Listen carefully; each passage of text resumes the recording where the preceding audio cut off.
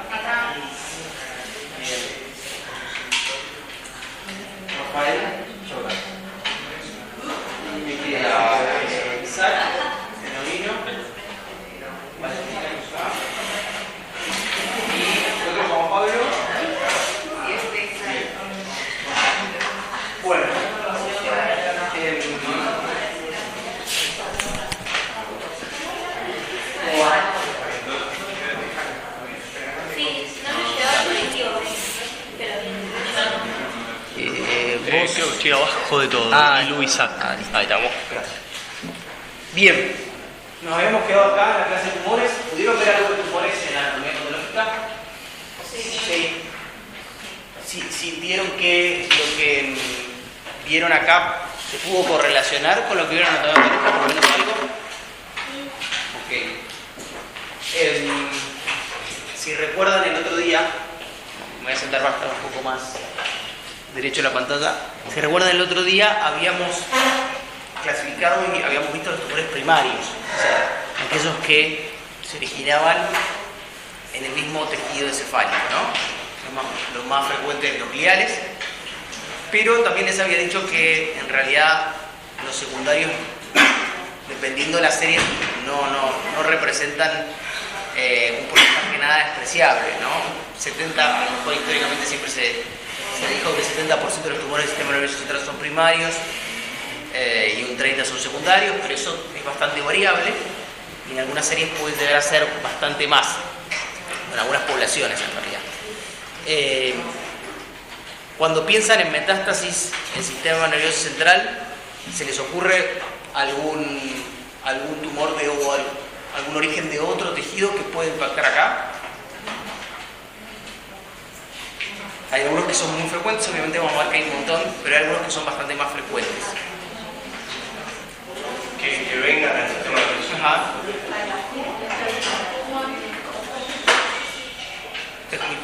¿Escuché por ahí algo? Pulmón.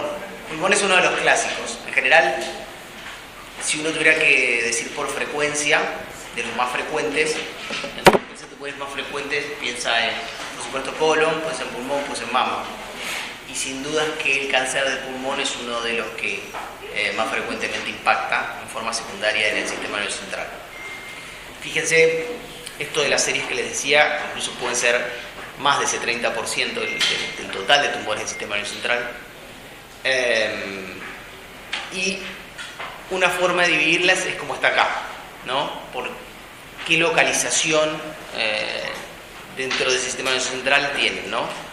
En general yo diría que de estas 4 localizaciones uno podría hablar de que como más simple, como metástasis intraaxiales, la semana pasada vimos el significado de intraaxial, significa que están dentro del parénquima encefálico, y todas estas 3 las podríamos poner entre lo que son las extraaxiales, o sea, fuera del parénquima encefálico.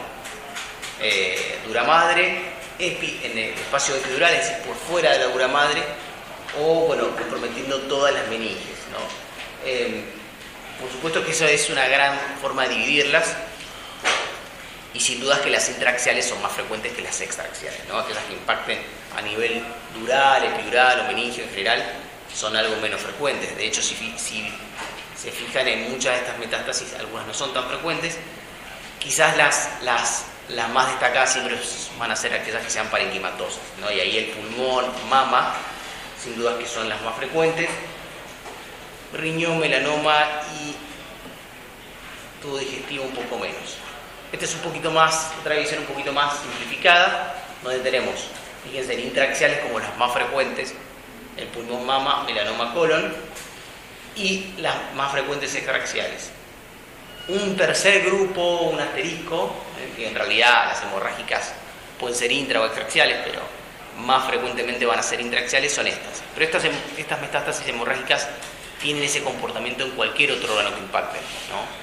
En general el melanoma tiene cierta tendencia al sangrado, lo mismo que el carcinoma de células renales o incluso el carcinoma tiroideo o el coriocarcinoma. Menos frecuentes, pero bueno, con la chance de que sangren y se comporten en realidad en el cerebro como hematomas. Ese es el tema, y a veces el diagnóstico diferencial puede ser un poco difícil. Pero bueno, en realidad las estrellas, las más frecuentes de las metástasis que impactan el sistema nervioso central son las intraaxiales. Y en realidad un poco a eso nos referimos con las características y los ejemplos que vemos. Fíjense que si uno tuviera que decir en qué parte del sistema nervioso central, qué parte del parénquima suelen impactar las metástasis, suelen impactar justamente en la interfase de la sustancia gris con la sustancia blanca, ¿no? Sobre todo a nivel, en la intersección de la área corteza y subcorteza, es donde más frecuentemente las vemos. De hecho, eso hace que cuando veamos metástasis habitualmente tengan como una distribución más bien periférica, ¿no? Si piensan en dónde está la corteza, en todos los estudios que hemos visto en estas pocas clases, siempre en general van a tender a ser más bien periféricas. Y es la que en general ponemos como supratentoriales o hemisféricas. Hay un porcentaje menor que son infratentoriales, es decir, que son de la fosa posterior, que pueden impactar en el cerebelo, poco frecuente. Habría que sospechar un origen renal. Y luego otra localizaciones son los ganglios de la base, que es bastante menos frecuente, ¿no? Pero sin duda es que los hemisferios y justamente la interfaz entre la sustancia gris y la sustancia blanca es lo más frecuente. Respecto a las meninges o leptomeninges, bueno, vimos que hay metástasis extraaxiales, existe esa posibilidad, probablemente sea hasta un porcentaje incluso menor que las otras localizaciones. La pregunta es el número al momento del diagnóstico, ¿no? Fíjense en esta serie, también bastante histórica, en general un 50% al momento del diagnóstico las vemos únicas, pero hay un 50% de los pacientes que van a tener dos o más metástasis. Obviamente el hallazgo de dos o más lesiones sugestivas de metástasis, bueno, va un poco a favor de las metástasis, ¿no? En general, la progresión de la enfermedad, a medida que va avanzando, tiende a generar más números, ¿no? Mientras más tarde lleguemos al diagnóstico, probablemente más números de metástasis encontremos. Entonces, en general, que encontremos dos o más va a avalar el diagnóstico de secundarismo, ¿no? Voy a casi se anuló la diapositiva. Fíjense, estos dos ejemplos, por supuesto que son ejemplos de metástasis. Uno, ¿qué estudio serían este que están viendo acá? ¿Qué les parece que es? Es una tomografía, o sea, se ve el hueso blanco o denso, como lo veíamos viendo. ¿Dirían que tiene o que no tiene contraste endovenoso? No parece. En realidad tiene contraste. Cuando uno piensa y vamos a ver todos estos ejemplos, seguramente vemos que la mayoría de los estudios tengan contraste. Cuando uno piensa en procesos formativos, sólidos, tumores, como veníamos viendo primarios y secundarios en general, siempre el contraste nos ayuda, porque el contraste, las lesiones sólidas que van a estar vascularizadas van a captar el alzar. ¿Cómo me doy cuenta que este ejemplo tiene contraste, más allá que tiene múltiples lesiones? Bueno, habitualmente el realce de la hoz del cerebro o del seno venoso que está acá longitudinal superior o sagital superior, que se pone blanco acá, es un indicativo que ese estudio tiene contraste, ¿no? Se pone con alta densidad. Pero bueno, lo que muestra este estudio es justamente estas lesiones que a priori en este estudio con contraste, ¿qué dirían? ¿Que están realzando o que no están realzando? Están realzando, están blancas, ¿no? Captan contraste. El contraste siempre lo vamos a ver con alta densidad. Y fíjense que la localización es un poco la que comentábamos recién, esa interfaz de sustancia gris y sustancia blanca. En la tomografía a veces no es tan fácil discernir qué es sustancia gris, sustancia blanca, pero es acá, ¿no? Justamente donde está la corteza, un poquito por debajo de la corteza vamos a encontrar justamente todas estas lesiones, las mayorías. Hay algunas otras que son un poco más centrales, no tan periféricas. Por supuesto, ganglios de la base pueden comprometer. Fíjense incluso algunas, ¿qué localización dirían que es esta? Claro, hasta intraventricular, o sea, las paredes de los ventrículos pueden impactar. Obviamente estamos hablando de un caso muy avanzado.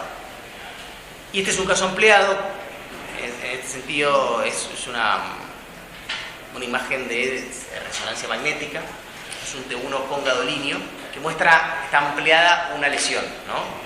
Si tuvieran que describir esta lesión metastásica, ¿qué dirían, por ejemplo, de esa lesión? Heterogénea. Es francamente heterogénea.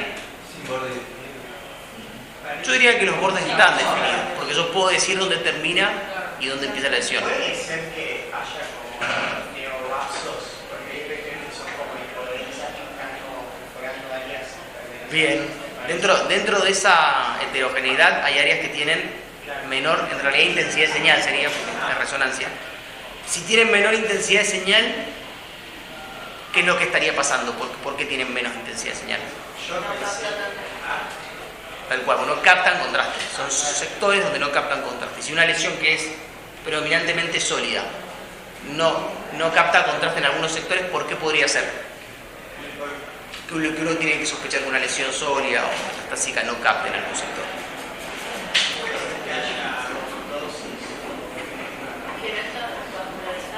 Puede ser que no esté vascularizado, sería una respuesta. O puede ser que hay fenómenos que no son sólidos, como decís, que no tienen vascularización y que no son tumorales, o sea, no hay proceso sólido. Y una de esas cosas que puede ocurrir es que la necrosis, por ejemplo, la necrosis es líquida, o que incluso la metástasis sea quística, es decir, que tenga líquido. Sí. O sea, la necrosis no estaría contraste. Y no, porque es líquido. La captación de contraste tiene que ver con que hay vasos, que es un proceso sólido, entonces los vasos captan ese contraste. Este ejemplo, obviamente, de esta lesión metastásica lo que nos muestra es que es heterogénea, probablemente hay algunos fenómenos de necrosis, pero sobre todo cuando ese componente es más grande o más dominante, como se ve acá, un componente más líquido, de hecho tiene la intensidad de señal líquida en T1, probablemente tenga un componente quístico añadido. Es decir, que las metástasis, si bien uno piensa en metástasis que pueden ser sólidas, también pueden haber metástasis quísticas o incluso mixtas, es decir, que tengan un componente sólido y un componente quístico, ¿no? Cuando digo quístico, es que tiene un componente líquido adentro. Fíjense, otros ejemplos de metástasis, en este caso en resonancia magnética. ¿Se puede tomar una foto de las imágenes? Sí, no hay problema. Obviamente las clases se las voy a mandar. Me pasaron el mail la semana pasada, que lo tengo, y está pendiente con el mail de clase, pero eso la voy a mandar, eso queden tranquilos. Fíjense que acá tenemos 3 ejemplos distintos en distintas secuencias, ¿no?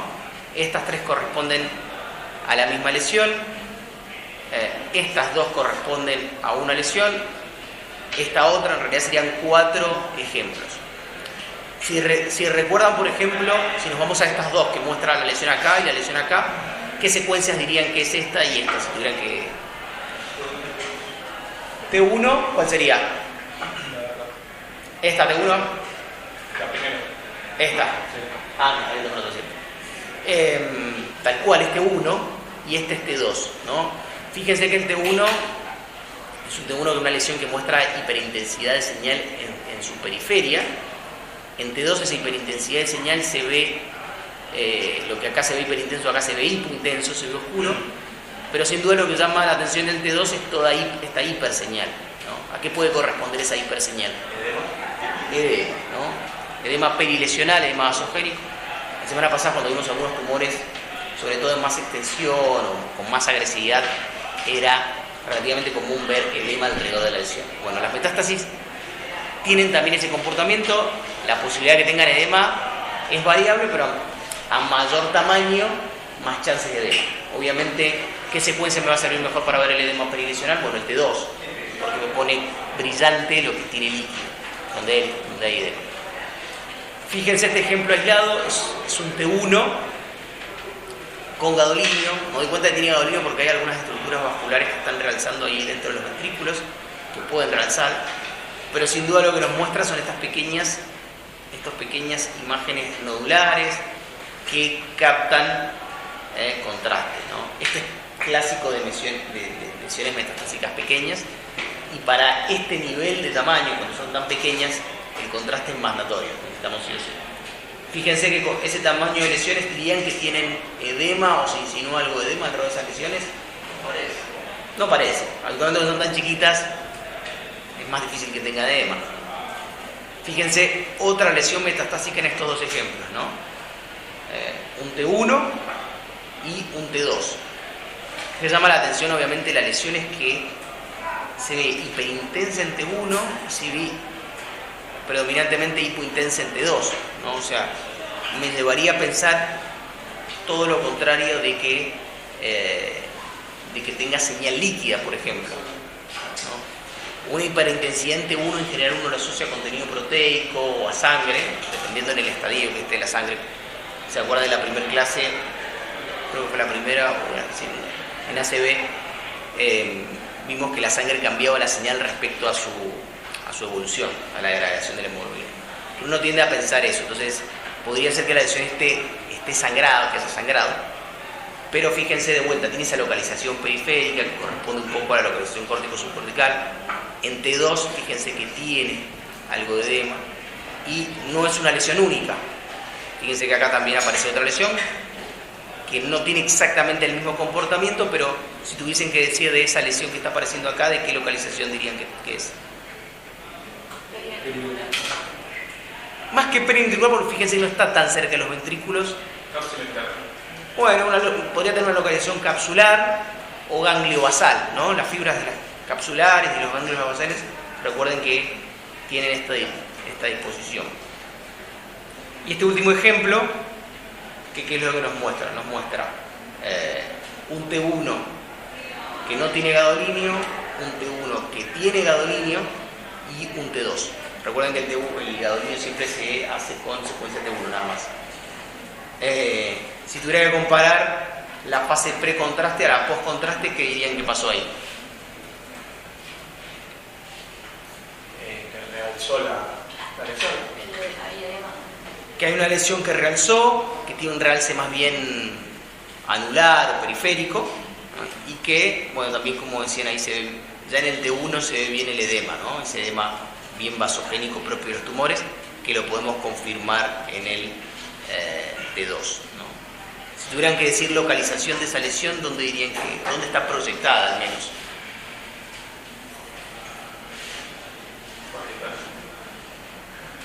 Si es de localización a nivel lóbulo, diría más bien occipital, pero dentro de la anatomía del encéfalo, bueno, la sustancia blanca me está un poco más delimitando el edema, ¿no? El edema está más distribuido en la sustancia blanca. Pero fíjense que tenemos al otro lado acá. ¿Qué sería esta estructura? El pedazo del ventrículo. Claro, el asta occipital o posterior del ventrículo del otro lado, ¿no? Entonces, da la sensación que está comprometiendo el ventrículo, ¿no? Por la localización, ¿no? Está comprometiendo el ventrículo. Fíjense, a lesiones más grandes, más chances de edema prelesional, a lesiones más pequeñas, la verdad es que hay menos chances de edema. Bien, esto era lo que nos quedaba ver de la clase de tumores. Como les dije el otro día, la realidad es que quiero que sea algo bastante más conceptual, genérico, respecto a tumores, ya sea primarios o secundarios, más que ponernos a ver las características particulares de cada uno de los tipos etiológicos que algunos vimos con ejemplos, pero sin dudas más los conceptos generales, más los tumores más frecuentes y los tips que fuimos dando. Bien, si se fijan en el programa, hoy teníamos enfermedades neurodegenerativas. ¿De esto pudieron ver algo en las otras áreas? Esta es la primera. Bien. Fíjense que la clase un poco no la estoy encarando como vamos a ver las enfermedades neurodegenerativas, porque hablar de enfermedades neurodegenerativas es hablar de un espectro de enfermedades heterogéneas, en realidad que tienen distinto comportamiento, obviamente que tienen en común este concepto de degeneración en el sistema neurocentral, sino que lo que hice es hablar más desde un punto más bien clínico, que es como en general ustedes suelen abordar y la carrera está más diseñada, ¿no? Ver el paciente más integral, y en ese sentido sin duda que quizás para este tipo de patologías que son un poco heterogéneas, el modo de presentación más clínico es quizás el de la demencia, ¿no? El paciente que tiene algún tipo de deterioro cognitivo o demencial es el prototipo de paciente que se asocia más a enfermedades neurodegenerativas.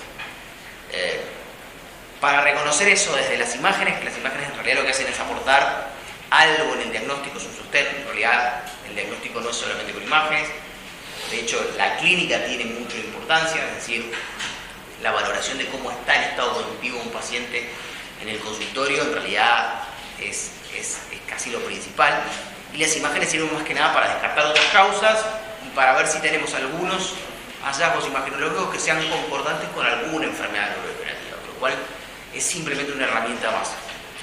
Pero en ese sentido, para ver si hay algunas de las características que algunas enfermedades neurodegenerativas tienen, sin duda es que hay que entender un poco el envejecimiento normal, que es también quizás un poco el objetivo de la clase, ¿no? De cómo el cerebro va involucionando y cuándo tenemos que tener cierta alerta para decir, bueno, esta involución es más acentuada, puede tener más relación con una enfermedad degenerativa o no. Fíjense que estos son los conceptos de envejecimiento, que es un proceso que deberíamos entender que es irreversible y que comienza cuando el organismo alcanza la máxima capacidad funcional, ¿no? ¿Cuándo piensan ustedes que nuestro cerebro empieza a envejecer, por lo menos desde el punto de vista imagenológico? ¿Cuándo dirían que una persona puede tener un cerebro con alguna característica de envejecimiento? ¿Se imaginan a qué edad más o menos? Y después los 60, 70. Bueno, podría ser. A partir de esas es seguro que el cerebro va a mostrar características que tienden a presentar envejecimiento o lo que llamamos más involución, ¿no? En general sucede un poquito antes. En general sucede más cerca de la quinta década, que ya con las imágenes empezamos a ver que las diferencias de un cerebro de un paciente joven a un paciente adulto y adulto medio o adulto avanzado, ¿no? En general, fíjense que algunos de los hallazgos que vemos en imágenes, sobre todo en resonancia magnética, son estos, ¿no? El primero o el principal es la atrofia, ¿no? ¿Qué significa atrofia? Bueno, esa pérdida de atrofismo quiere decir que se empieza a disminuir el volumen encefálico, o sea, el tejido encefálico va a disminuir. Ese es probablemente lo más importante. Y después, a nivel de resonancia magnética, fíjense que vamos a ver que algunas alteraciones de señal, sobre todo depósitos minerales, y cuando decimos minerales, el hierro es uno, el calcio es otro, también empieza a suceder a medida que vamos envejeciendo. Y un último concepto es un concepto que también se ve bastante en resonancia magnética, no en tomografía, que son los espacios perivasculares normales, que también ahí vamos a ver lo que es. Entonces, ¿qué significa que un cerebro esté atrofiado o muestre signos de atrofia? Bueno, básicamente esto, ¿no? Que el volumen ha disminuido. Y si disminuye su volumen, ¿qué es lo que vemos? Que los surcos que están justamente entre cada una de esas porciones de tejido encefálico se van a ensanchar. Entonces, en realidad lo que vamos a ver morfológicamente, más que disminución de volumen cerebral, es un ensanchamiento de los surcos y sobre todo de los espacios subaracnoides. Espacios subaracnoides que están, no solamente los surcos, sino también las cisternas y también el sistema ventricular. El sistema ventricular lo vamos a ver un poco más ensanchado. Bien, esto es un poco lo que decíamos recién, ¿no? A partir de esos 50 años empezamos a ver signos de involución. Obviamente, para que el sistema ventricular esté claramente dilatado, tenemos que llegar a una edad avanzada, ¿no? Sexta, séptima década, para que veamos que el sistema ventricular esté prácticamente dilatado. Bien, respecto a algunos ejemplos, acá tenemos algunos ejemplos de un cerebro que tiene cierta involución. ¿Qué secuencia serían en estos cortes axiales que estamos viendo acá? Es un T2, ¿no? Vemos el líquido cefalorraquídeo hiperintenso en los ventrículos, en los surcos, en las cisternas, ¿no? En el cuarto ventrículo. ¿Y dónde dirían que hay involución o hay más dilatación de esos espacios de líquido? ¿En qué sectores de estas imágenes dirían que se ve más?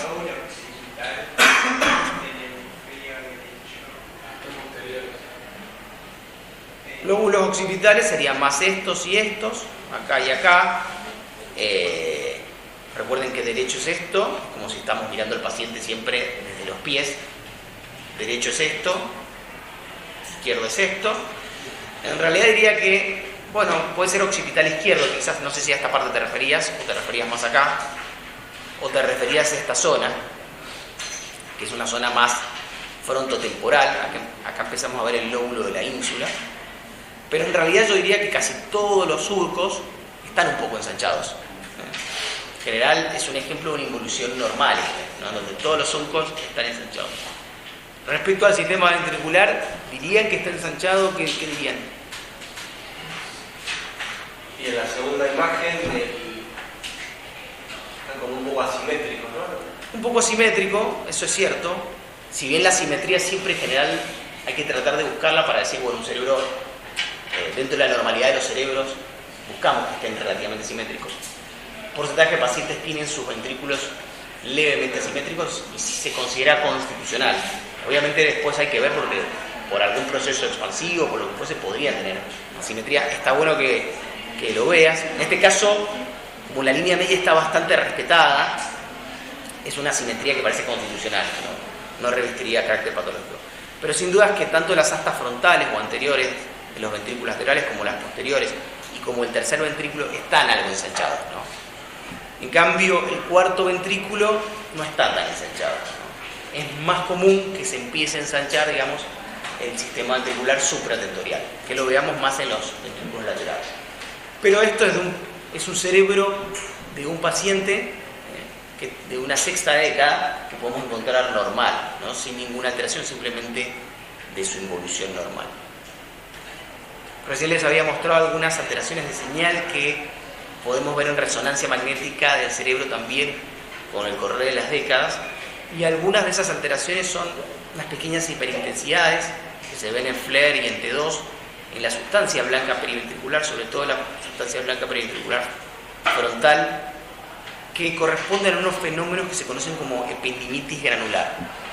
Esa ependimitis granular es un proceso degenerativo pero normal, que si vemos estudios de resonancia magnética, sobre todo en FLAIR o en T2, nos podemos ver unas pequeñas hiperintensidades simétricas alrededor de los ventrículos y son consideradas normales, ¿no? Lo mismo que una incipiente hiperintensidad, no sé si a lo mejor se pueden dar también simétrica, de la sustancia blanca profunda, también es parte de la normalidad. Ahora, ¿qué es lo que no es tan normal? Y bueno, estas hiperintensidades, ¿no? En este caso tenemos ejemplos de secuencia FLAIR. Hasta ahora más que nada hemos visto T1, T2. El FLAIR creo que se los nombré en alguna clase. Es una secuencia que tiene que el líquido cefalorraquídeo se ve oscuro, negro, como el T1 sería, pero tiene, en lo que es señal sustancia gris y sustancia blanca, tiene más el comportamiento del T2. La sustancia gris se ve algo más blanca o más hiperintensa y la sustancia blanca o la subcorteza se ve algo más oscura. ¿Qué tiene el FLAIR? Que en realidad mucha de la patología que podemos diagnosticar con resonancia magnética es muy sensible, es una secuencia muy sensible para detectarla, sobre todo patología isquémica, sobre todo patología inflamatoria, suele representarla con hiperintensidad de señal, es decir, que se pone blanca la imagen patológica. En este caso son 3 ejemplos distintos de FLAIR que nos muestran diferentes hiperintensidades de sustancia blanca, ¿no? Alguna aislada, en la subcorteza de la región parietal derecha, otras muy sutiles, periventriculares, o otras un poco más groseras, ¿no? Periventriculares o paraventriculares, es decir, que están alrededor de los ventrículos, o subcorticales como se ven acá, ¿no? Entonces, en general, cuando esas hiperintensidades de señales, sea en FLAIR o en T2, son amplias, son extensas, uno tiene que empezar a dar otras causas. No es lo mismo que veíamos acá, estas pequeñas hiperintensidades simétricas, focales, que estas que ya son más grandes o tienden a ser incluso confluentes, es decir, que se tienden a unir. Entonces ahí sí entran otros diagnósticos diferenciales, como puede ser el diagnóstico de isquemia crónica o desmineralización, con lo cual la diferenciación de lo normal y anormal en ese sentido es importante. Respecto a los depósitos de minerales, sabemos que el hierro como mineral más importante, habitualmente también sumado al calcio, se suelen depositar en núcleos de la base, ¿no? En general, de hecho, el núcleo de la base que más se suele depositar es este, el globo pálido. Son muy características los signos de mineralización a nivel palidal. Pero también en otras partes de los núcleos de la base, ¿no? Fíjense distintos ejemplos de, en este caso, calcificaciones. El hierro es más difícil de verlo, lo podemos ver con resonancia, pero es más fácil de ver el calcio, ¿no? Fíjense en una tomografía computada y secuencias acá de resonancia magnética, ¿no? Les quiero mostrar que estos depósitos minerales, en estos primeros casos, son de los que consideramos normales o fisiológicos. También es con el correr de la edad. Habitualmente los depósitos minerales son un poquito más antes de esta involución que veíamos recién del ensanchamiento de surcos. En general, a partir de los 30 a 40 años, si nos hacemos un estudio de cerebro, podemos ver que podemos tener algo de mineralización. Y esto se ve también, en el caso del calcio, se ve bastante claro en la tomografía computada del cerebro. En este caso, la topografía acá de esas pequeñas áreas cálcicas es justo de los globos pálidos, ¿no? Justamente donde termina el lenticular, que habitualmente lo dibujamos como un triángulo, el vértice de ese triángulo es el globo pálido, y ahí en esos globos pálidos donde habitualmente se suele mineralizar. ¿Esta secuencia le parece familiar a alguna de las que veníamos viendo, T1, T2 o FLAIR, o se ve distinta? ¿Cuál, perdón? Estas secuencias de resonancia, pues esto es tomografía y esto es resonancia. ¿Les hace acordar alguna? Digo, por la señal, por cómo se ve el líquido, por cómo se ve la sustancia gris o blanca. ¿O dirían que se parece a alguna? ¿Se parece más al T1 o al T2? T1 por el líquido, diría. ¿El líquido cómo se ve en T1? Negro. Negro. ¿Y acá el líquido en estas dos, cómo lo ves? Ah, Se parece más al T2, pero no es un T2. Es una secuencia que vimos cuando vimos ACV isquémico, que eso se las mencioné como GRE o gradiente. Es una secuencia muy específica, es una secuencia que, si se fijan bien, en general es muy blanca. O sea, más allá de que el líquido cefalorraquídeo, como decían, se ve blanco, en general todos los tejidos tienden a verse bastante blanco.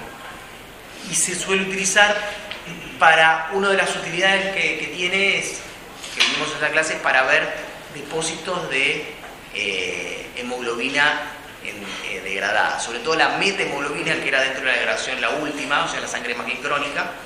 Esta era una secuencia que nos mostraba muy bien esa sangre, nos la mostraba con baja señal, es decir, con áreas oscuras dentro del cerebro. Bueno, ese comportamiento que tiene la metahemoglobina o también la hemosiderina, también lo tienen los minerales, hierro, calcio, sobre todo en esta secuencia. Se suelen ver oscuras o negras. Entonces, es una secuencia que también, además de ver sangre crónica, nos sirve el GRE bastante para ver estos signos de depósito de minerales, ¿no? En este caso también considerado fisiológico, fíjense que una localización bastante parecida a esta, donde estarían los globos pálidos, y incluso la mineralización puede ser un poco más extensa, como en este ejemplo, ¿no? Más en los globos pálidos, pero también en la región putaminal, que es todo lo que rodea a ese globo pálido, ¿no? Ese triangulito que conforman los ganglios bases, bueno, acá se ven oscuros o negros, y tiene que ver con que hay depósitos minerales, que es considerado normal, ¿no? Simétrico en el mismo sector. Ahora, ¿qué no sería normal? Para diferenciar qué es lo normal versus lo normal, bueno, serían este tipo de depósitos de minerales, cuando ya son mucho más importantes. Fíjense que además acá en este ejemplo, más de tener mineralización en la tomografía y en la resonancia, en los globos pálidos y en la parte putaminal, también tenemos en los caudados, que no es lo común, y en estos sectores. ¿Qué serían estos sectores que se ven acá atrás? ¿Qué es? Esta mineralización que veo acá y acá, que también es de sustancia gris. Anatómicamente, ¿qué estructuras les puede parecer? Si las pusiéramos en los pacientes de acá arriba, serían acá y acá. En los tálamos, ¿no? No es fisiológico, no es común, no es parte del envejecimiento normal que se depositen minerales en los tálamos o en la cabeza de los caudados, ¿no? Esto de hecho corresponde a una enfermedad que se llama enfermedad de Farr, que básicamente lo que hace es depositar calcio en esos sectores. Y eso es claramente patológico. Esto es normal, fisiológico, y esto sería patológico. Bien, y el otro punto dentro de los hallazgos de envejecimiento normal son los espacios perivasculares, que probablemente nunca los hayan escuchado, o por lo menos yo cuando estaba en el momento que están ustedes en la carrera, creo que nunca había escuchado el concepto de espacios perivasculares. Los aprendí o los conocí cuando hice la residencia en imagen. Y los espacios perivasculares son unos pequeños espacios, como se ve acá en el gráfico, de líquido intersticial que rodean, algo muy incipiente, que rodean los vasos, ¿no? Fíjense acá en este corte anatómico de un ejemplo de una arteria, cómo se ve que entre, digamos, el parénquima y el espacio que está por debajo de las meninges, en este caso de la pía madre, hay una incipiente cantidad de líquido intersticial que recubren esos vasos y que está comprendido en este espacio que se llama espacio perivascular. Es un espacio que microscópicamente existe, que lo podemos ver, pero que habitualmente, sobre todo cuando son pacientes de edad media o joven, no se representan porque son tan ínfimos que no se pueden ver en las imágenes. Pero la realidad es que con el correr de la edad, lo que va a pasar es que ese espacio se empieza a ampliar. Entonces ese líquido intersticial que está alrededor de los vasos se empieza a ser más prominente. De ahí a que en estudios de imágenes de pacientes con edad cada vez más avanzada, empezamos a ver estas pequeñas dilataciones de espacios perivasculares que llamamos normales, ¿no? Por eso, eso se puede ver en algún reporte de algún estudio, sobre todo en resonancia magnética, que nos informan que hay espacios perivasculares normales dilatados. Y eso es parte del envejecimiento. Si se fijan acá, hay un ejemplo de espacios perivasculares que lo que tiene malo es que a veces no son simétricos, entonces la falta de simetría nos tiene que hacer alertar para hacer el diagnóstico diferencial de algo patológico. Pero fíjense que se ven en T1, como se ve acá, en T2, en FLAIR, bueno, y en el GRE, que era la otra secuencia que veníamos viendo recién, se ven. Pero lo que tienen en particular es que tienen el mismo comportamiento que el líquido cefalorraquídeo. Entonces, en T1 se ven oscuros, fíjense, en T2 se ven hiperintensos, en FLAIR se ven oscuros y se ven hiperintensos en GRE. O sea que, en general, esa es un poco una de las claves para decir, bueno, esto es un espacio perivascular normal dilatado. La otra clave sin duda es la localización. O sea, no vemos agregar espacios perivasculares normales en cualquier lado del cerebro, sino en algunos lugares en particular, ¿no? De hecho, hay una clasificación que por supuesto, esto excede al conocimiento de ustedes de saber exactamente esta clasificación, pero sí conocer que habitualmente estos espacios perivasculares normales, que se suelen comportar como pequeñas hiperintensidades en T2 o hipointensidades en T2, chiquitas agrupadas, Uno es el espacio que está justo casi por debajo de los ganglios base o sublenticulares, ¿no?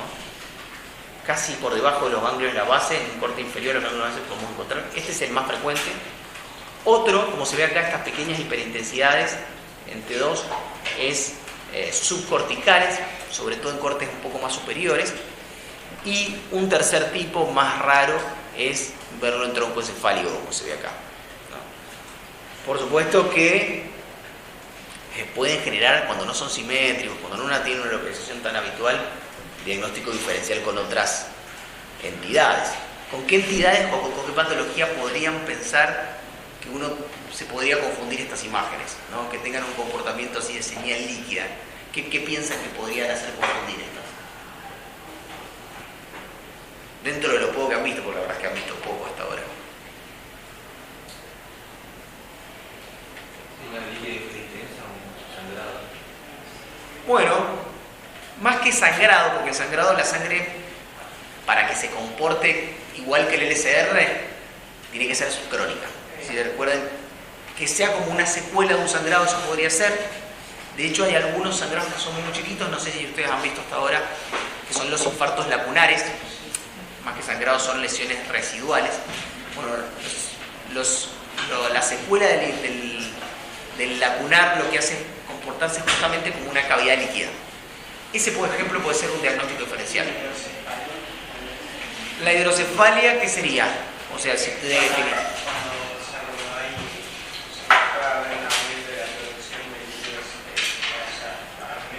Bien.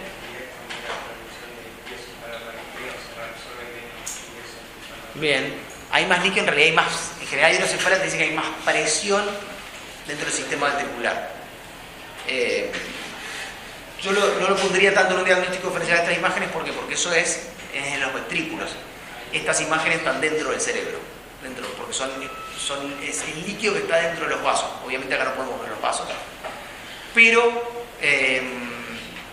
sin dudas que, obviamente con el entrenamiento, con la práctica de ver estudios, con ver las localizaciones habituales, con ver la señal habitual, con que sean relativamente simétricos, en general nos deja bastante tranquilos para no preocuparnos y darle el rótulo que son espacios perivasculares normales, que a veces ni siquiera nos reportamos. O sea, a veces, para no confundir al médico que pidió un estudio, al médico tratante, ni siquiera se los ponemos a veces. Pero bueno, se pueden reportar y existen. Y sobre todo se ven en resonancia magnética, ¿no? Es más difícil de verlos en tomografía. El problema es cuando aparecen, que es un porcentaje muy, muy chiquito de espacios perivasculares con apariencia atípica, ¿no? Es decir, espacios perivasculares muy prominentes, con la señal líquida, asimétricos, ¿no? Y que dan como un aspecto que se llama criboso, ¿no? Que parece que el cerebro, parte del cerebro, tuvieran como que fuese como un queso gruyère, ¿no? Que tuviera muchos agujeros, como se ven acá o acá, o acá, o acá, ¿no? Esto es bastante atípico, pero bueno, existe, hay pacientes que tienen. Obviamente que, fíjense cómo puede ser unilateral, como todos esos espacios, como si fuesen túbulos que están dilatados en un solo sector del cerebro, que es el mismo ejemplo que este y este, ¿no? Obviamente, si uno tuviera que hacer un diagnóstico diferencial con una imagen como esta, ¿con qué diagnóstico haría diferencial? ¿O qué hace ver esa imagen? ¿Qué hace pensar en esa imagen? Digo, de las grandes patologías que hemos visto, ¿no? De infección, inflamación, tumor, sangrado. ¿A qué habría que hacer un diagnóstico diferencial si uno ve una imagen así? A un tumor, ¿no? Sobre todo a una neoplasia quística, ¿no? Que tenga señal líquida. Pero esto es atípico. Obviamente, se los muestro porque puede ocurrir, pero es parte del comportamiento que pueden tener estos espacios perivasculares. Bien, esto con respecto al envejecimiento normal, ¿no? Sabemos que va a ocurrir, que a partir de esa quinta década vamos a ver cambios estructurales en el cerebro, morfológicos y también de señal, con la aparición de estos espacios perivasculares normales. Ahora, ¿qué pasa en lo patológico, en lo que ya excede lo esperable? Bueno, en lo patológico, y como les decía recién, con un enfoque más clínico, en realidad nosotros vamos a tener un paciente que va a tener un deterioro del que vamos a llamar cognitivo, ¿no? Que alguna de sus funciones va a estar alterada. En el caso de las demencias, obviamente las definiciones, hay de todo tipo de definiciones, esta es como una de las más prácticas o históricas, que tiene que ver con poder poner en evidencia un trastorno de memoria y algún otro déficit dentro de las funciones motoras o neurocognitivas que puede tener un paciente, ¿no? Entonces, toda esta definición es claramente clínica. O sea, este paciente, para catalogarlo de que puede tener una demencia, es claramente clínica. Ahora, obviamente que estos pacientes que se presentan a la consulta con estos deterioros, sin dudas que hay que descartar clínicamente primero un síndrome confusional, que es un síndrome transitorio, respecto a lo que es una enfermedad estructural.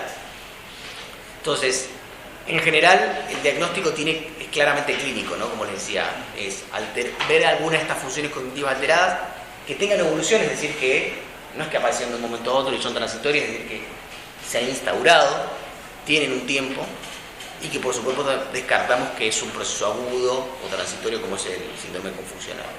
O sea, el diagnóstico es claramente clínico y las imágenes los que nos van a dar es decir, bueno, vamos a descartar otras causas.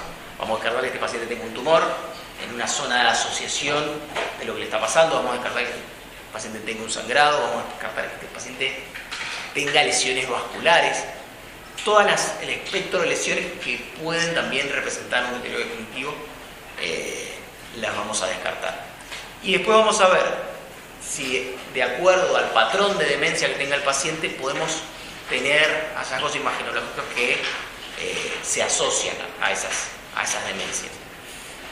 Por supuesto sirven para controlar al paciente, es decir, una vez que un paciente con una característica clínica así, en general lo que hacemos es hacer una primera imagen, pero se hace un control, una evolución, ¿no? Para ver cómo ese cerebro, que habitualmente lo que tiene es que suele evolucionar más de lo normal, por eso les mostré lo normal antes, lo podemos ir haciendo como un monitoreo, ¿no?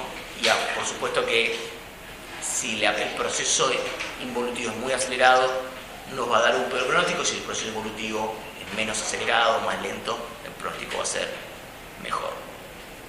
Cuando uno piensa en demencia, piensa sin duda en Alzheimer. Hasta ahora no vieron el Alzheimer, ¿verdad? Como la causa más frecuente de demencia, ¿no? Es una patología que, fíjense que en el pensamiento popular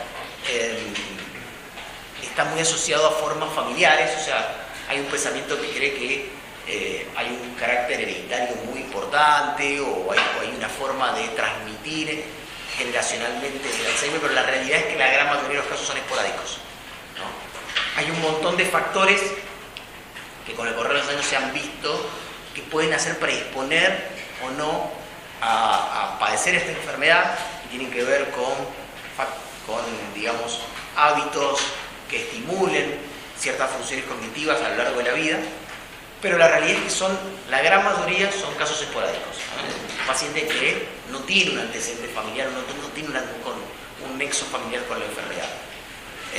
De vuelta, el diagnóstico es claramente clínico, más allá que siempre van a leer, sobre todo los libros de anatomía patológica, que el diagnóstico definitivo es histológico. Si uno tiene que hacer un diagnóstico definitivo de esta patología, debería tener, obviamente que eso no se hace, pero sí lo que se sabe es que es una enfermedad progresiva y que antes de que se instaure la enfermedad de Alzheimer como tal, aparece este estadio previo que históricamente se ha descrito como un deterioro cognitivo leve, que sería, digamos,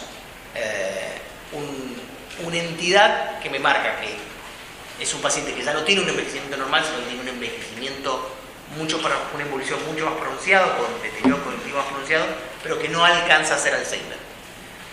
Entonces, en general, se ha rotulado este espacio intermedio de deterioro cognitivo leve, que también el diagnóstico es clínico. Fíjense cómo se ve un cerebro sano con respecto a un cerebro con Alzheimer, ¿no? Sin duda que lo que se ve es un poco lo que veíamos recién, está franca pérdida de trofismo, ¿no? Hay menos volumen del sistema nervioso central, hay más ensanchamientos de surcos, espacios aracnoideos, hay más dilatación ventricular, ¿no? ¿Qué es lo que tiene particularmente Alzheimer? Bueno, que sin duda que el sitio donde más va a afectar es la región temporal, ¿no? Sobre todo los hipocampos de los temporales, es como tiene un valor predictivo positivo, es decir, cuando tuve una atrofia, una disminución del volumen de los hipocampos clara, bueno, eso tiene mucha asociación con Alzheimer. Por supuesto que no es lo único, pero bueno, es el sitio que más involución vemos, ¿no? Entonces, fíjense diferentes imágenes, tomografías acá, o resonancia magnética en T2 con características evolutivas, lo que vemos acá, ¿no? Lo que veíamos viendo recién. Ensanchamiento de surcos, ensanchamiento del sistema ventricular, sobre todo el supratentorial, no tanto el cuarto ventrículo. Pero lo que más me interesa quizás es esta imagen, ¿no? Cortes coronales, en este caso, ¿en qué secuencia se ven estos cortes coronales? T1, veo el LSR puro negro, que nos muestran un poco esto que decíamos recién, ¿no? La evolución hasta llegar al Alzheimer, ¿no? Un cerebro normal de un paciente adulto.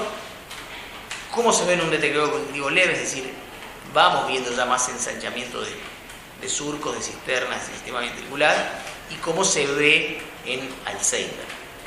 ¿Por qué se utilizan imágenes cuando estudiamos a estos pacientes, los coronales?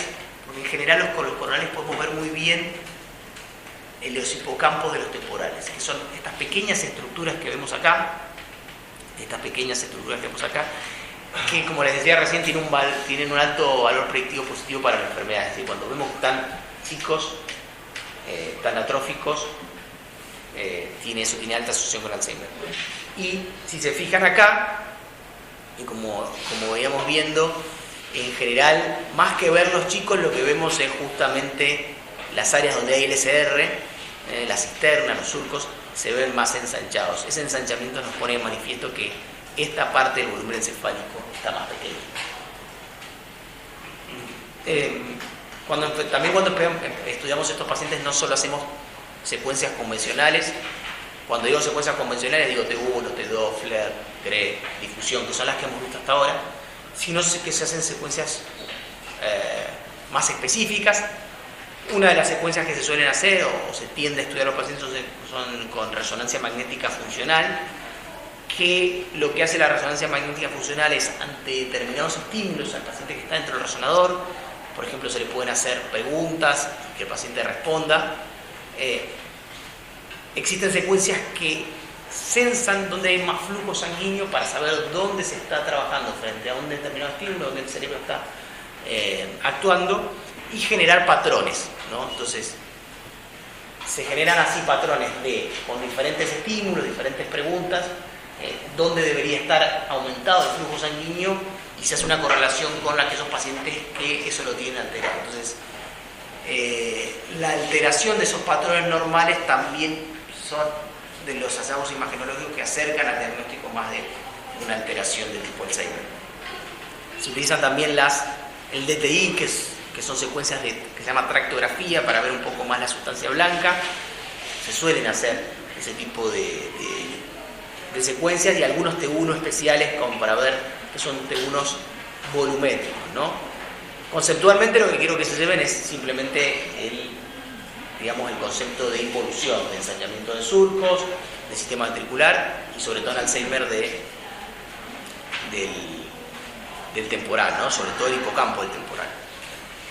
También hay secuencias y hay software en resonancia magnética que nos permiten cuantificar ese hipocampo disminuido, es decir, podemos hacer lo que se llaman volumetrías, ¿no? Sacar el volumen normal del hipocampo y en base a esa estimación, que ya no solamente cualitativa, es decir, que lo estamos viendo más chico, sino que el equipo lo mide, podemos decir, bueno, verdaderamente está más chico y en qué porcentaje está más chico, ¿no? Entonces, eso también da un poco más de precisión a la hora del diagnóstico.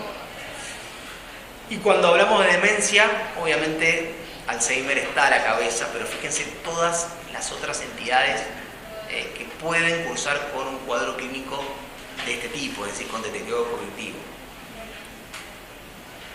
No, por supuesto no vamos a ver todas, simplemente algunas características de algunas de ellas, y estas patologías son las que también pueden gustar a ustedes cuando se acerquen a algún capítulo de enfermedades neurodegenerativas, ¿no? La demencia vascular está descrita y probablemente sea una de las más frecuentes. ¿Por qué? Porque bueno, la enfermedad vascular sabemos que tiene cierta frecuencia, sobre todo cuando asociamos a enfermedad vascular asociamos a hipertensión arterial y ateromatosis, y los vasos en el cerebro con cierta frecuencia se pueden enfermar, ¿no? Entonces, obviamente depende de la enfermedad vascular cerebral que tengamos, el tipo de demencia vascular que podemos tener. Hay un montón de subtipos como se ven acá, pero es una causa de demencia que en realidad no hay que despreciar. Fíjense que dependiendo de la serie puede ser después del Alzheimer, segundo o tercero en frecuencia, ¿no? Obviamente son pacientes que van a tener involución, o sea, van a tener ensanchamiento de surcos, de cisternas, de sistema ventricular, pero no van a tener un predominio temporal como el Alzheimer, y lo que van a tener añadido a la imagen es muchas lesiones vasculares, sobre todo crónicas, ¿no? Cuando pensamos en demencias vasculares, podemos ver este tipo de ejemplos, ¿no? Fíjense todas las hiperintensidades, en este caso, que se ven en FLAIR en la sustancia periventricular, muy común de las lesiones de los pacientes que tienen microangiopatía, es decir, lesiones de pequeño vaso, que se ven de esta manera, con múltiples lesiones en la sustancia blanca periventricular o paraventricular, como también en este ejemplo, fíjense, también FLAIR con múltiples lesiones hiperintensas periparaventriculares. Y estos son ejemplos de otros subtipos de lesiones vasculares. En este caso, ¿qué secuencia les parece que estamos viendo acá? Que yo recién, el GRE, que recién se las mencioné, ¿no? Y les mencioné que lo habíamos visto el GRE para ver la baja señal que nos muestra la mineralización o el depósito de calcio y hierro. Y les recordé cuando vimos ACV, mucha de la hemoglobina degradada, es decir, la hemoglobina que está en un estadio más bien crónico, se puede ver con baja señal. Bueno, en aquellas patologías vasculares donde se acumula sangre o han habido eventos de sangrado y ya son crónicos, están en estado de hemosiderina o hemoglobina, se pueden ver así, ¿no? Pequeños sangrados crónicos de enfermedades vasculares de pequeño vaso, o sangrados un poco más extensos como se ven acá. El GRE nos sirve para ver eso, ¿no? Sangre en pacientes que han tenido algún evento de sangrado alejado. Por supuesto que ver involución del cerebro con imágenes de sangrado antiguo también nos acerca a un diagnóstico de una demencia más bien de tipo vascular. Seguramente cuando vean demencias o enfermedades neurodegenerativas en anatomía patológica, eso lo tienen esta semana. Sí, el viernes. El viernes. No, el jueves. Seguramente van a ver Alzheimer y seguramente van a ver enfermedad de Pick, ¿no? Que es la enfermedad de la demencia frontotemporal. Como se indica su nombre, la operación que más afecta a la involución es frontal y temporal anterior. Fíjense en estos ejemplos de tomografía de cerebro, cómo se ve claramente el ensanchamiento de los frontales, ¿no? Y si nos vamos para atrás, donde están los occipitales, como se ven mucho más respetados, ¿no? Entonces, es una evolución más dirigida. Clínicamente, obviamente que no van a tener el mismo trastorno que un Alzheimer. En general hay más trastornos de ejecución y habla, y no tanto la memoria. El Alzheimer sí tiene francas alteraciones mnésicas o de memoria. Otra de las que seguramente van a ver cuando vean anatomía patológica estas enfermedades es la enfermedad por depósitos de cuerpos de Lewy. Los cuerpos de Lewy están muy bien descritos anatomopatológicamente, y fíjense que tienen ciertas asociaciones con el Alzheimer, es decir, hay un porcentaje de estos pacientes que también van a tener Alzheimer. O sea, no es tan común, obviamente clínicamente tienen otro tipo de presentación, pero bueno, su diagnóstico definitivo es más histopatológico. Bien, bueno, acá me parece que por algún lado no me está respondiendo. Y otra enfermedad es quizás más frecuente, por lo menos en nuestro medio menos lo vemos, es la enfermedad por priones. ¿Alguien sabe lo que son los priones? ¿O alguna vez escucharon hablar de priones? Los virus. Están relacionados a los virus. Son proteínas que son proteínas infecciosas que se pueden transmitir entre especies y entre seres vivos. ¿Cuál es la relación con los virus? ¿Por qué te hace acordar lo de los virus y lo de los priones?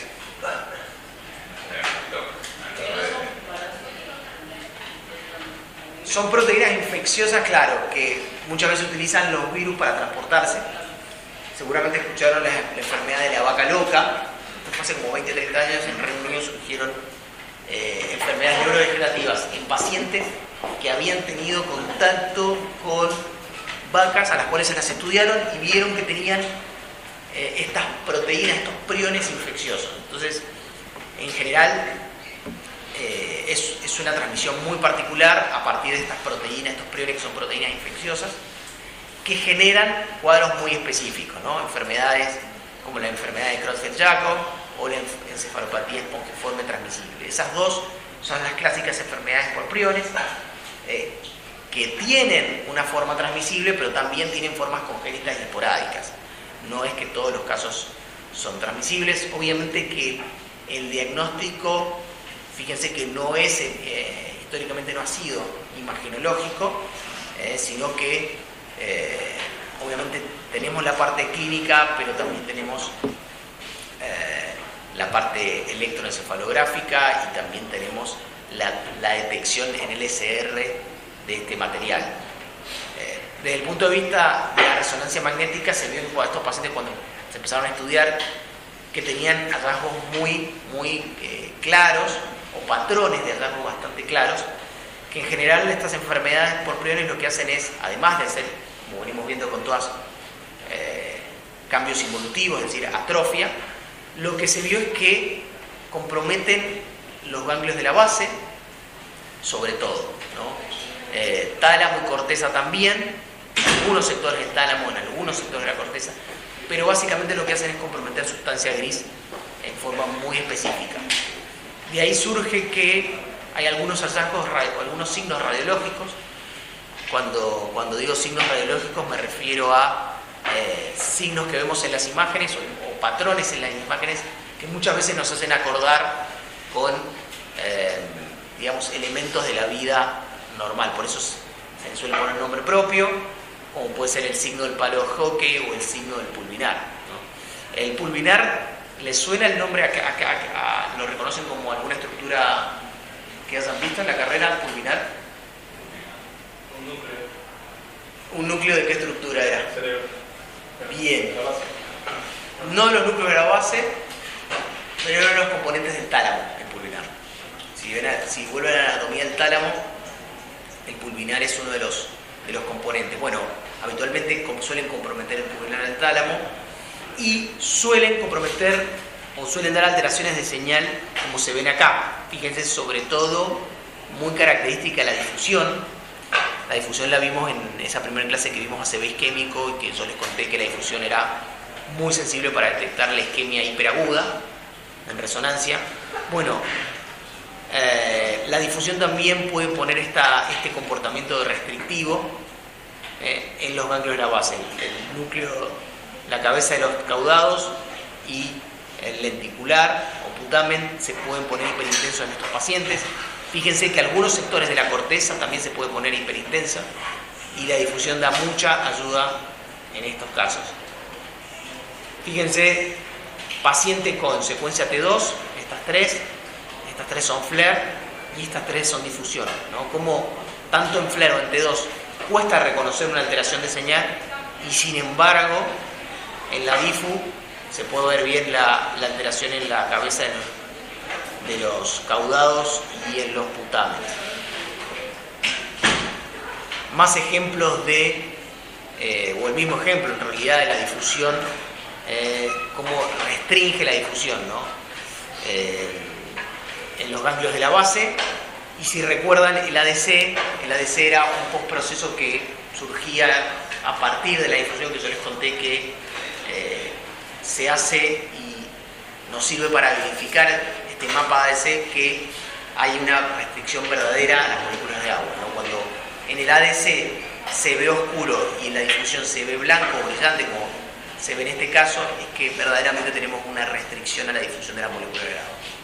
Lo mismo que pasaba con la isquemia, bueno, pasa particularmente en esta enfermedad. Por eso la difusión no es solamente específica de la isquemia, sino también puede aparecer en estas alteraciones, en estas enfermedades por priores, ¿no?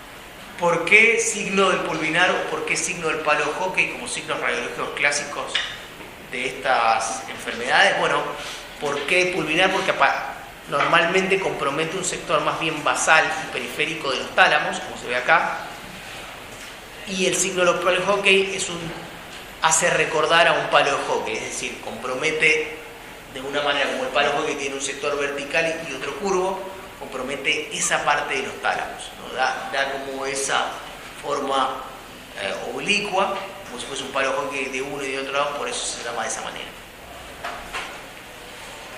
Bueno, ¿qué otras causas? Bueno, otras causas de demencias o neurodegenerativas, la verdad es que hay un montón, ¿no? Por ahí Juan Pablo nombró la hidrocefalia normotensiva, En realidad nombraste la hidrocefalia, pero hay un tipo de hidrocefalia que es normotensiva, no sé si hasta ahora la han visto, que también se llama Hacking-Adams, probablemente en el transcurso de la cursada la vean, que son pacientes que dilatan sus ventrículos, pero si se mide la presión en el SR no está aumentada la presión, ¿no? A diferencia de lo que sería más esperable. Esos pacientes que suelen darse en pacientes añosos dilatan mucho su ventrículo, de hecho hay una dilatación desproporcionada ventricular respecto a los surcos y cisternas, suelen cursar con un deterioro cognitivo, ¿no? O con un cuadro del tipo demencial. Obviamente en esos pacientes las imágenes son importantes para hacer el diagnóstico. Otras patologías que causan con deterioro del tipo demencial o cognitivo, sin duda, que es el Parkinson. Cuando uno piensa en Parkinson, piensan en un diagnóstico que en realidad no se hace con imágenes, ¿no? Las imágenes en el Parkinson tienen un rol más bien complementario. Está descrito estas pequeñas alteraciones de señal en la sustancia nigra del mesencéfalo, que se ven como pequeñas áreas de baja señal de depósitos anormales en la sustancia nigra, que es el centro de la fisiopatología del Parkinson, pero esto es variable, no es tan así y no siempre los vamos a ver. Con lo cual, estos pacientes, por supuesto, está claro que tienen un trastorno cognitivo, pero imagenológicamente podemos encontrar a veces estas alteraciones de señal mesencefálicas. Hay otras causas además de la hidrocefalia normotensiva, como se ve acá o el Parkinson, o incluso causas infecciosas como la infección por encefalitis herpética, que también son pacientes que pueden causar con demencia, pero realmente la lista es bastante extensa, ¿no? Sin duda, en realidad, un poco el objetivo de la clase es que podamos distinguir normalidad de anormalidad y quizás los rasgos más importantes de las enfermedades neurodegenerativas más importantes, ¿no? El diagnóstico, como siempre, suele ser clínico. Las imágenes nos sirven para excluir esas causas secundarias que no son las que ocasionan estas enfermedades que vimos. Obviamente hay que acercarnos a la enfermedad más importante o darle al neurólogo información para que pueda decir, bueno, tengo más datos que se relacionan más con la enfermedad de Alzheimer. Es importante, es decir, con las imágenes decirle al neurólogo que tiene más comprometido el temporal o que su hipocampo está más pequeño de lo habitual. Son todos hallazgos que les va a servir para llegar al diagnóstico. Pero un poco esa era la idea de esta clase. La verdad es que no es un tema, quizás de nuestra cursada, de los más importantes, ¿no? Obviamente que de los que vimos hasta ahora, ACV hemorrágico, ACV isquémico y tumores primarios y secundarios, tiene un valor más importante que a lo mejor de lo que podamos evaluar de enfermedades neurodegenerativas. Pero bueno, algunos conceptos son importantes. ¿Alguna consulta, algo que a lo mejor no te ha quedado tan claro de la clase? La idea es que sea lo más esquemática y conceptual posible. Estoy debiendo mandarles las clases, así que prometo esta semana enviarles al mail las clases, así ya pueden tener todas las que hemos visto hasta ahora.